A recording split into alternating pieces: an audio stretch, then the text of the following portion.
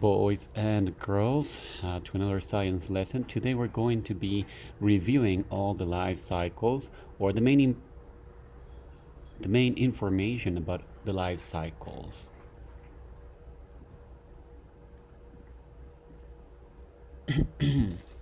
Previously you learned that what have you learned from the life cycles are the, the chicken, the frog, the fish, and the butterfly.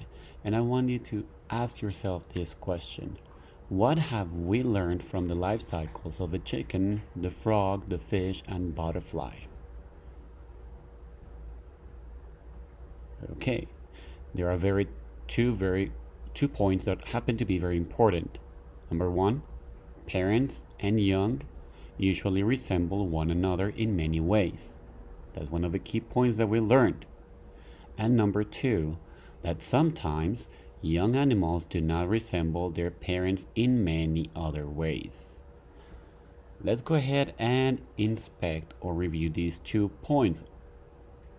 We said that parents and young usually resemble each other in many ways, and sometimes young animals do not resemble their parents in many ways. Here we have the 4 life cycles that we have researched so far. We have the life cycle of a chicken, the life cycle of a frog, fish life cycle, and the butterfly life cycle. Okay. We mentioned that the parents and young usually resemble each other. Can you find any picture that looks like the adult?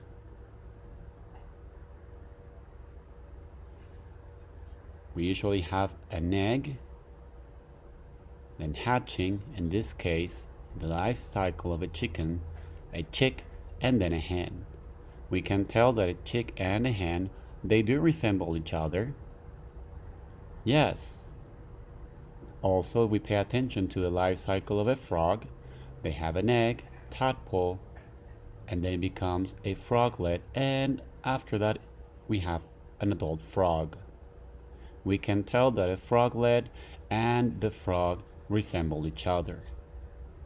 But then we also mention that sometimes the young and parents do not resemble each other. And we have it here on the fish cycle. We have an egg, and then the fry, and finally the adult. The fry does not look very much like the adult. And also in our butterfly life cycle, we have the egg, then we have this caterpillar, and they have a pupa, and then finally we have the butterfly. And we can tell that this one, none of the cycles or none of the steps resemble the adult butterfly. Good. Like I mentioned, this is a review. And what you need to do now is that you need to complete the exit ticket. It's going to be very simple because I can tell that you are very intelligent. You have this form, and what you need to do is to rearrange the life cycle into the correct order. If you notice, this is the life cycle of a frog. You can just draw the number 1, number 2, number 3, and number 4 on the corresponding picture. Then we have a life cycle for a penguin. Think about any other animal that looks like the penguin. We have an egg. And then what comes next? You have all the pictures. Just draw a number next to the picture. This is going to be number 1. Which one's going to be number 2? Number 3. And which one is going to be number 4? And then finally, I need you to answer 2 questions. These are very simple questions, but I want you to please give me your main ideas.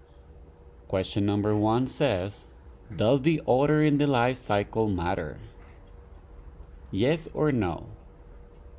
What do I mean? I mean that if it's necessary to have an egg, In this case, an egg, then hatching, a chick, and then finally a hen? Or can we skip steps in that life cycle? I'll leave it up to you.